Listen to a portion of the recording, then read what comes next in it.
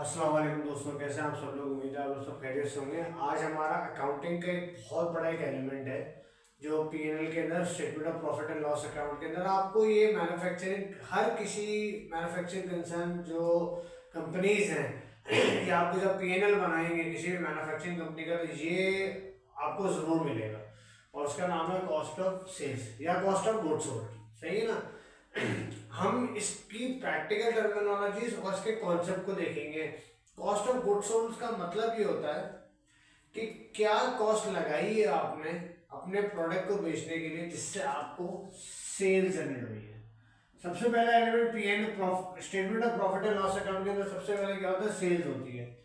तो वो ये बोलता है ये सेल्स है, इसको कमाने के लिए आपने कॉस्ट क्या इनकर की होगी इस सेल्स को हासिल करने के लिए।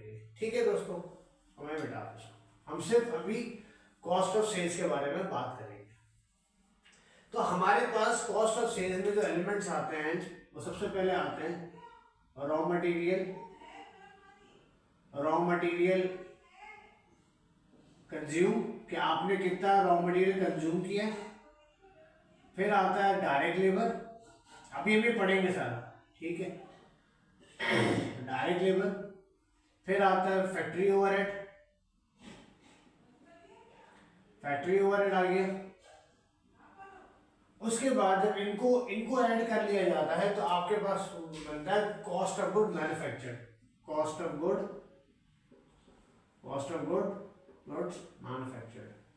ठीक है दोस्तों, तो ये पहली बात हो गई। उसके बाद जब आप कॉस्ट ऑफ गुड मैन्युफैक्चर करते हो तो आपने अक्सर देखा होगा, आपके ट्यूशन में या किताबों में भी लिखा होगा एड CWIP, यानी कि वर्क इन प्रोसेस, और लेस कर देते हैं इसमें से क्लोजिंग बैलेंस, ये ओपनिंग बैलेंस हो गया, और इसी का वर्क इन प्रोसेस का क्लोजिंग बैलेंस माइनस कर देते हैं।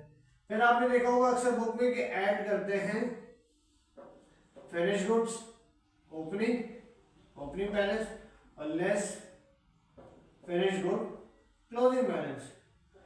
अब ये सवाल होता है, कॉन्सेप्ट समझने की कोशिश कीजिएगा कि ये तो आपने बना दिया कॉस्ट ऑफ गुड, इसमें से कितने प्रोडक्ट ऐसे हैं जो कि वर्क इन प्रोसेस में है, ऐड करा और ये माइनस करा WIP।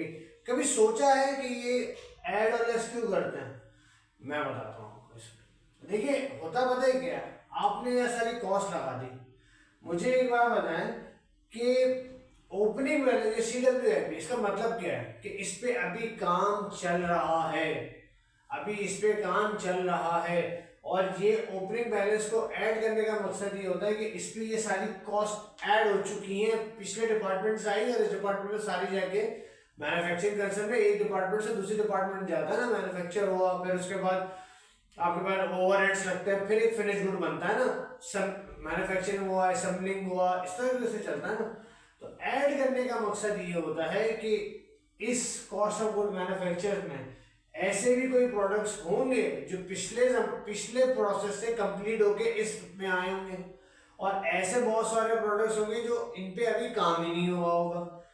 ठीक है दोस्तों, इसी तरह फिनिश गुड के अंदर भी यही बात आती है कि ये वो फिनिश गुड्स हैं जो आगे आपने बना के प्रोसेस कर दिया, अब आप उसको सेल करेंगे, और ऐसे फिनिश गुड्स हैं जो कि अभी पड़े हुए हैं, अभी स्टॉक इन्वेंट्री में गए नहीं है, बेचे नहीं है, बेचने के लिए रेडी नहीं हुए हैं। तो ये कॉन्सेप्ट है। सही है। यहाँ पर अगर कोई भी क्वेश्चन हो ना, पूछ आप मुझसे कमेंट करके पूछ लीजिएगा। कॉन्सेप्ट समझने की कोशिश करना, हर टाइम लगाना। अच्छा, मैंने यहाँ पे एक चीज लिखी है कि एप्लीकेबल IFRS भी बताऊंगा या IAS भी बताऊंगा कि ये IAS और कौन सा IFRS या IAS लगता है इसमें। अच्छा, मैं इसको अगर आप रखे रहते हैं तो समझ लेना। अच्छा, सबसे पहले हमारे पास कौन सा एलिमेंट आता है, रॉ मटेरियल कंज्यूम का। देखिए दोस्तों, किसी भी मैन्युफैक्चरिंग में जब तक आप रॉ मटेरियल डालोगे नहीं, मैन्युफैक्चरिंग स्टार्ट ही नहीं होगी। आपकी प्लांट एंड मशीनरी रेडी पड़ी है लेकिन मैन्युफैक्चर रॉ मटेरियल नहीं आएगा तो बनेगा ही नहीं। तो सबसे पहले क्या आता है, आप रॉ मटेरियल ओपनिंग लेते हो।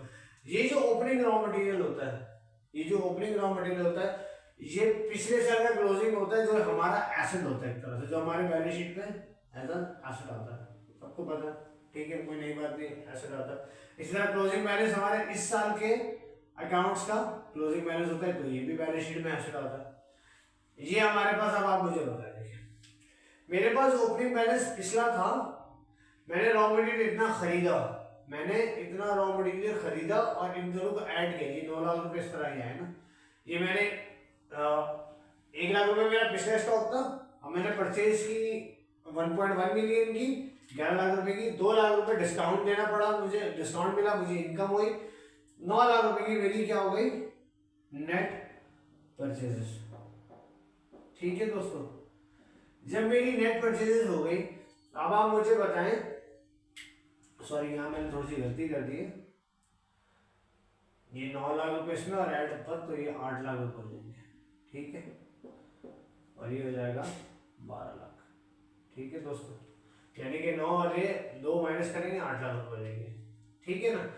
तो अब मुझे एक बात बताएं कि मेरे पास पिछला ये माल पड़ा हुआ था, रॉ मटेरियल पड़ा था, खरीदा मैंने, तो मेरे पास टोटल कितना हो गया, 1 मिलियन का हो गया। इस क्लोजिंग बैलेंस को मैंने अभी प्रोसेस में डाला ही नहीं है, ये मेरे पास पड़ा हुआ है।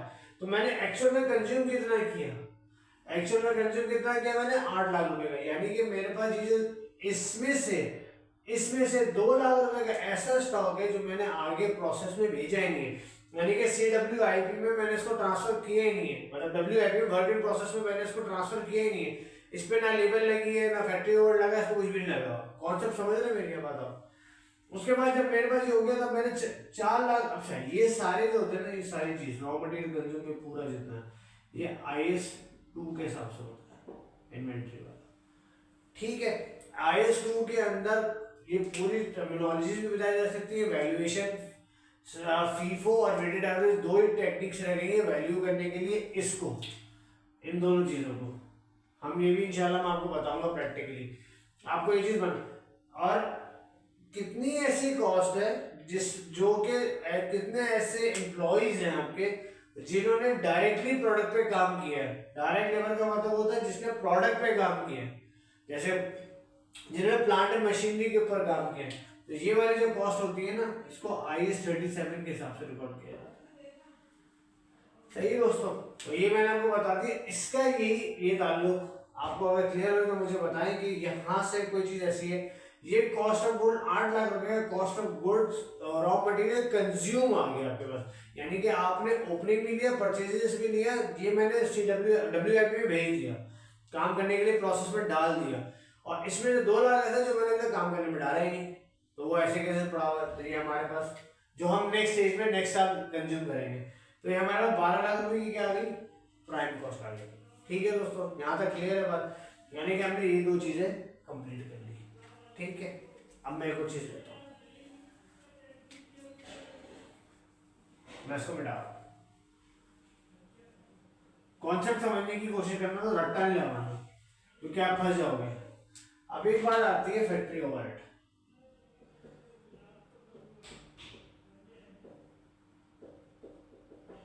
फैक्ट्री ओवरहेड, अच्छा पहले तो कॉन्सेप्ट भी समझिएगा, फैक्ट्री ओवरहेड होते क्या है। फैक्ट्री ओवरहेड्स वो होते हैं, आपने देखा होगा एक फैक्ट्री के अंदर बहुत सारे चीजें ऐसी होती हैं जो डायरेक्टली पार्ट तो नहीं होती प्लांट उस प्रोडक्ट की जनरेशन के लिए, लेकिन वो जरूरी होते हैं in order to complete the product. मिसाल है कि अगर एक तो डायरेक्ट लेबर होता है और कुछ ऐसे लोग होते हैं जिनको आप वेजेस पे करते हैं, जो कि उनके साथ काम करते हैं। ठीक है, उसको वेजेस भी कहते हैं, आप सैलरी भी कहते हैं, वेजेस ज्यादा अच्छा वर्ड है।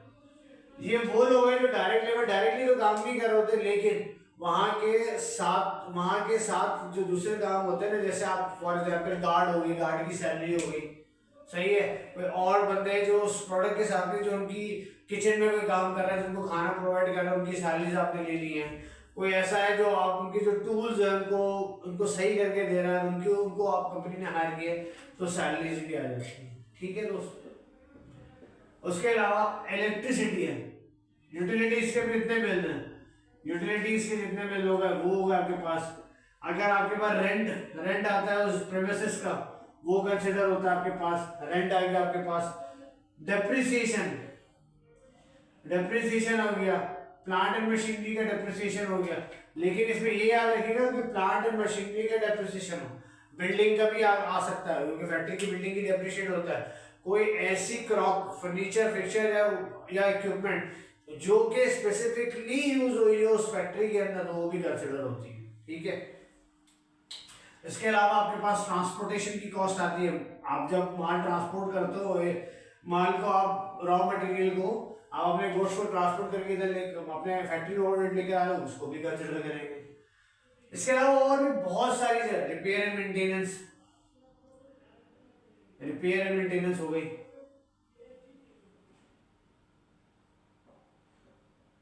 रिपेयर एंड मेंटेनेंस हो गई, इसकी कॉस्ट आ गई। इंश्योरेंस आ गया, इंश्योरेंस की कॉस्ट आ गई, वो आपके पास इंक्लूड हो गई। और भी बहुत सारी चीजें आपके पास आ सकती हैं इसके अंदर, ये मैंने बहुत छोटी कम चीजें लिखी है, और भी आ सकती है। प्रिंटिंग स्टेशनरी आ सकती है, तो वहां पे प्रिंटिंग फैक्ट्री में प्रिंटिंग चाहिए होती है ना, स्टेशनरी भी चाहिए होती है, प्रिंटिंग एंड स्टेशनरी हो गया। और अगर आपके पास कोई और भी कोई ऐसे एक्सपेंसेस आते हैं जिनका कोई स्पेसिफिक हेड नहीं मिलता आपको, तो आप उसको मिसलेनियस एक्सपेंस में डाल सकते हैं। लेकिन एग्जाम पॉइंट ऑफ व्यू से आपको ट्रायल बैलेंस दिया हुआ होगा, आपको ट्रायल से टाई करना पड़ेगा कि कौन से फैक्ट्री ओवरहेड में लेके जाने, कौन सी फैक्ट्री में नहीं लेके जाने, वो आपको बताएगा। जैसे फॉर एग्जांपल एक होता है heating expense, heating and cooling expense आता है, मैंने अक्सर जगह बुक्स में देखा है। तो ये सारे एक्सपेंसेस मिला लेते हैं, तो आपके पास फैक्ट्री ओवरहेड का बैलेंस आ जाता है। तो इन तीनों चीजों को आप ऐड करते हैं तो आपके पास क्या आ जाता है, कॉस्ट ऑफ गुड मैन्युफैक्चर आता है। डेप्रिसिएशन IAS 16 के हिसाब से होता है, बाकी ये सब IAS 37, ये सब IAS 37 के हिसाब से होता है, बाकी जितने IAS 37 के हिसाब से होते हैं। तो आपने कॉस्ट ऑफ गुड मैन्युफैक्चर निकाल लिया। अब ये बताता है AWIP का मतलब, WIP का मतलब होता है, मैंने अभी जैसे आपको बताया कि ऐसे बहुत सारे प्रोडक्ट जो पिछले टाइम पे कंप्लीट नहीं होते, इस मैन्युफैक्चरिंग प्रोसेस में इस साल जाके उसकी कंप्लीशन हुई है, इस साल जाके उस पर रॉ मटेरियल भी लगा है, डायरेक्ट लेबर भी लगी है, फैक्ट्री ओवरहेड भी लगा, तब जाके। और क्लोजिंग बैलेंस WIP का इसलिए मैंने इसकी उस पर भी काम ही नहीं हुआ, इन पे तीन एलिमेंट हुए नहीं। तो ये पूरा स्ट्रक्चर होता है इसका कॉस्ट ऑफ गुड्स सोल्ड का। अगर आपको कोई इसमें से कोई भी ऐसी चीज है जो आपको बुक में ऐसी चीज नजर आ रही है जो आपको तंग करेगा और आपको समझ में ना आ रही हो, तो आप मुझसे पूछ सकते हैं कि सर इसका ट्रीटमेंट क्या होगा। एक बार याद रखिएगा, इसके अंदर जो एग्जाम पॉइंट ऑफ व्यू से देखा जाता है ना, वो देखा जाता है कि आपने फैक्ट्री ओवरहेड के अंदर क्लासिफिकेशन सही की है। एडमिन के expense cost of goods sold में तो नहीं डाल दिए, कॉस्ट ऑफ गुड्स सोल्ड के एक्सपेंसेस एडमिन में तो नहीं डाल दिए। ये बहुत बारीक लाइन होती है, आपको पता होना चाहिए उसकी डिस्क्रिप्शन पढ़ के कि भाई ये चीज मेरी कॉस्ट ऑफ गुड्स सोल्ड में जानी चाहिए और ये चीज मेरी एडमिन में जानी चाहिए। बहुत ज्यादा ख्याल रखिएगा एग्जाम पॉइंट ऑफ व्यू से। बाकी आपको सामने स्ट्रक्चर समझ में आना चाहिए, ये स्ट्रक्चर होता है, उसकी कॉन्सेप्ट समझ में आना चाहिए कि ये कॉन्सेप्ट इसका ये चल रहा है, इसके पीछे पूरी कॉस्टिंग चलती है, मैनेजमेंट अकाउंटिंग होती है। और एक मैनेजमेंट अकाउंटिंग का बहुत बड़ा पार्ट आता है, मैं आपको बताता हूँ, प्रोसेस कॉस्टिंग। ये कॉस्टिंग का एक बहुत बड़ा टॉपिक है, प्रोसेस कॉस्टिंग, जिसमें एक डिपार्टमेंट से फिर दूसरे डिपार्टमेंट में जाता है, दूसरे डिपार्टमेंट से तीसरे डिपार्टमेंट में जाता है। ये बहुत इंपॉर्टेंट कॉन्सेप्ट आता है प्रोसेस कॉस्टिंग का। और इसके साथ साथ रॉ मटेरियल के पॉइंट ऑफ व्यू से एक और कॉन्सेप्ट आता है EOQ का, इकोनॉमिक ऑर्डर क्वांटिटी। ये भी बहुत इंपॉर्टेंट कॉन्सेप्ट है मैनेजमेंट अकाउंटिंग का। तो अगर आप अभी हम फाइनेंशियल रिपोर्टिंग के हिसाब से पढ़ रहे हैं, तो हमने इसको इस तरह बनाया, इस पूरे कॉस्ट ऑफ सेल्स को जो मैनेजमेंट अकाउंटिंग है कॉस्टिंग जिसका नाम देती है ना, वो कहती है, मैं यहाँ कहीं लिख देता हूँ, आप अपने टीचर से भी पूछना, एब्जॉर्प्शन मेथड करता है। एक होता है मार्जिनल मेथड, एक होता है ऑब्जर्प्शन कॉस्टिंग मेथड कहलाता है। एब्जॉर्प्शन कॉस्टिंग क्यों होता है? एब्जॉर्प्शन कॉस्टिंग से वो कहता है कि आपने सारे वेरिएबल एक्सपेंसेस और फिक्स्ड एक्सपेंसेस P&L में दिखा दिए।